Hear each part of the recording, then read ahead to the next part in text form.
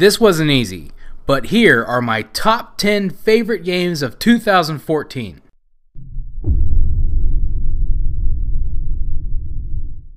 Hyrule Warriors is a good game, even if it's not what you're expecting from a traditional Zelda game. It's a beat 'em up, straight out of the Dynasty Warriors franchise. It's a good beat 'em up. Mindless fun with plenty of things to do, plenty of characters to try out, and plenty of updates to be had. Hyrule Warriors did a lot for me. It provided a lot of Zelda fan service, which was great. It allowed me to see characters that I hadn't seen in a long time and even play them, which was a real treat. It also brought back the old school beat 'em up style that I hadn't played in a long time.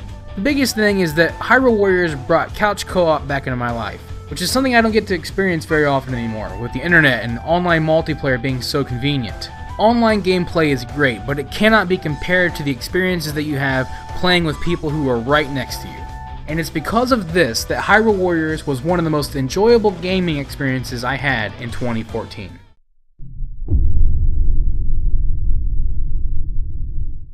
Banished is by far the best city builder I've ever played, and it's made by an indie developer. In this game, you control a group of exiles who decide that it's time to settle down in a new land.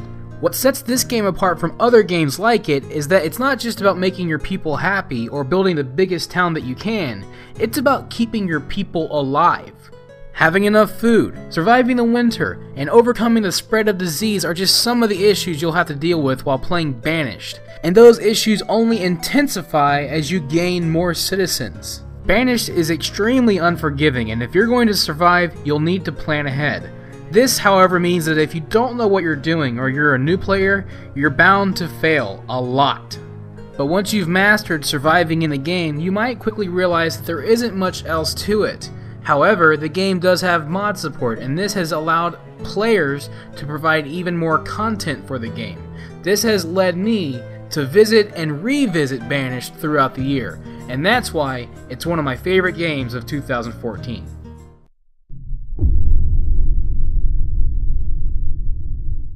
I got to mess around with the Hearthstone beta a lot in 2013, but the official release was in 2014, and I really enjoyed this game.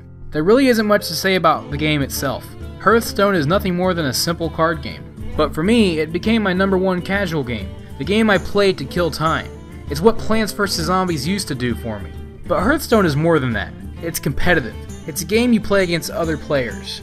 And this competitive edge is what brings you back, looking for new cards to build new decks. So it wasn't just the casual game I played, it was the casual game that I look forward to playing.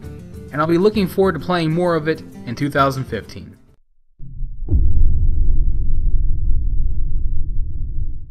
So I'm going to have to break a couple rules on this one, because technically Wolf Among Us was released in 2013, but that was only episode 1. Most of the episodes 2 through 5, were released in 2014, and that is when I played this game. So that's why it's on my list. I had no idea what The Wolf Among Us was, other than that it was a Telltale game similar to The Walking Dead Season 1, and that's why I picked it up. It turned out to be a really cool game that introduced me to the Fable series, which I really liked and I had never heard of before this game. Telltale knows the importance of a good story, and they delivered with Wolf Among Us. It's a mystery that explores the dark side of the fairy tale creatures we heard about as kids. The choices you make have meaning, but in more subtle ways as compared to The Walking Dead. And speaking of The Walking Dead, I'm also going to add Season 2 to the spot. With the continuation of Clementine's story and the newness of Wolf Among Us, I felt like Telltale was a network, and I kept tuning in to see new episodes.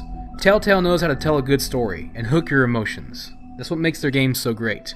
And I'm really looking forward to checking out Game of Thrones and Tales from the Borderlands. Maybe they'll be on my list in 2015.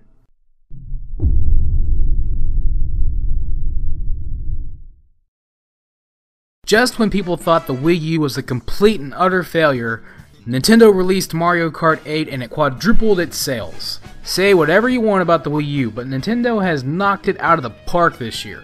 Mario Kart 8 is probably my favorite Mario Kart game ever, and I've played them all. The game is gorgeous, and both the old and new tracks are awesome. On the other hand, the game does show that Nintendo still has a lot to learn about online multiplayer, and God knows why they scrapped the tried and true battle mode that we've all come to know and love. But other than that, the game is a fantastic racing experience. And most of all, the game finally gave this poor plumber his moment of glory.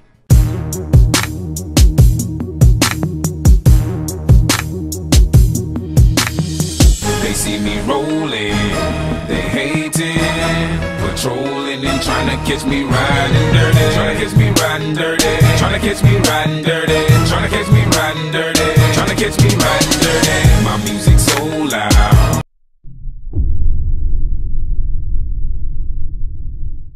Dragon Age Inquisition is still pretty new for me, and so I haven't had much of a chance to dive too deep into it, but I can already tell that it's a great game. It's already shaping up to be the kind of BioWare experience I want to have. There's so much to do, so many places to explore, so many choices that need to be made, so many characters to meet, and so many romances that need to be explored. Yes. But unlike a lot of people, the fact that it's a BioWare game does not automatically make it Game of the Year for me. It's a great game, but it's not the best experience I've had this year. But it is really good. Good enough to be the game that I play as the year comes to a close.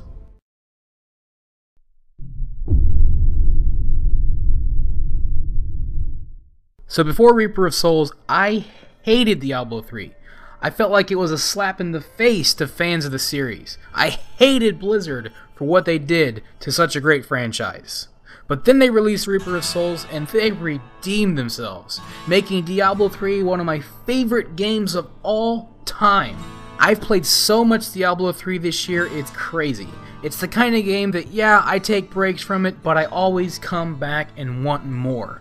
I love rifts, I love adventure mode, I love what they've done with the game. Reaper of Souls is what the original Diablo 3 should have been, and it just goes to show you what happens when a developer listens to their player base and gives them what they want from a game that quite frankly had already made them tons of money. I still think there are a lot of great features that they could add to this game and make it even better, because while Reaper of Souls was an expansion, it feels more like what the base game should have been, and I'd like to see a true expansion to the game, really bringing in new content and improving on that experience, because I think that this IP has a lot more to offer. But for me, much of 2014 was spent in Diablo 3, and that's why it's so high on my list.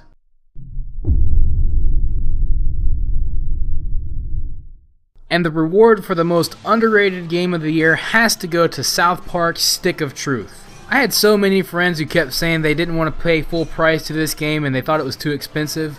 And this was after I had already played through it twice. This game is basically an entire season of South Park put in a turn-based RPG. So if you are a South Park fan on any level, this game is a must. This game is so beautifully offensive and off the wall, and it delivers it in a way that only South Park can. There are so many references to the show and to the fact that it is a game. There are so many Easter eggs, so many nods to video games and other forms of entertainment within geek culture, even in the soundtrack, which is quite good by the way. The gameplay isn't too deep, but it's actually a lot of fun. It's a lot like Paper Mario or Super Mario RPG for the Super Nintendo. I'm currently going through my third playthrough and it's still one of the most entertaining gaming experiences I've had in quite a long time.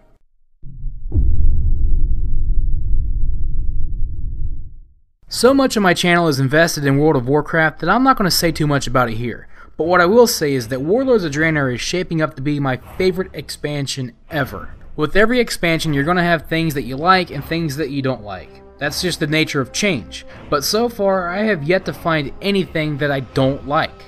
I love the garrisons and what they do to the crafting system. The way they make PvP a lot more fun by turning in broken bones for the chance at gear, honor, conquest points. The randomness of gear that you can get through battlegrounds and arenas. I love that stuff.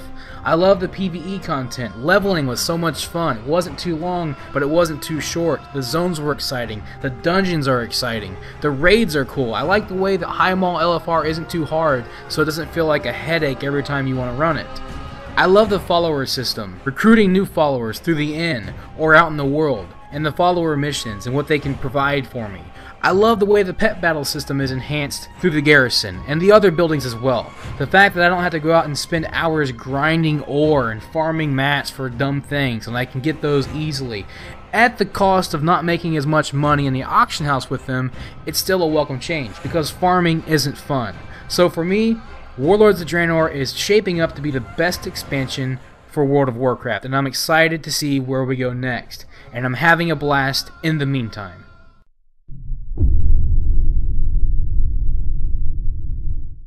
Even though it's compared to so many other games, I have never had a gaming experience quite like Shadow of Mordor. I don't know how to put it into words, but when I played this game, I was completely immersed in it. I remember the fear I felt, knowing that at any moment I could be caught and quickly taken out. I remember feeling angry and wanting to seek vengeance on the war chief, who always seemed to get the upper hand on me. I remember jumping to my feet and raising my hands in victory when I finally took that scumbag down. I felt a lot in this game, right up until the very end. I was a little bit overpowered near the end of it, and that kind of broke me out of the immersion, but other than that, this was a pretty darn good game. In an age where players feel entitled to having everything they want in every single game they play, and developers feel they need to take every idea under the sun and jam it into one game, not really delivering on any of those ideas, Shadow of Mordor was a game that knew what it wanted to be and delivered. This was a game about killing orcs, and whether you were killing a grunt or a war chief, it was darn satisfying. Finish him!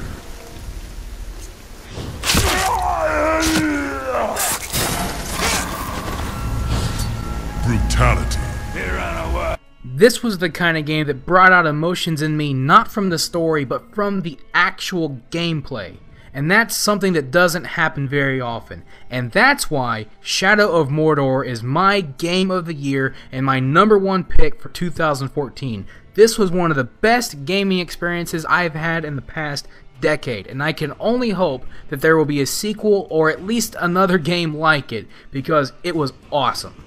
And those are my top 10 favorite games of 2014. So if you disagree, try making a list of your own and leaving it in the comments section here on this video.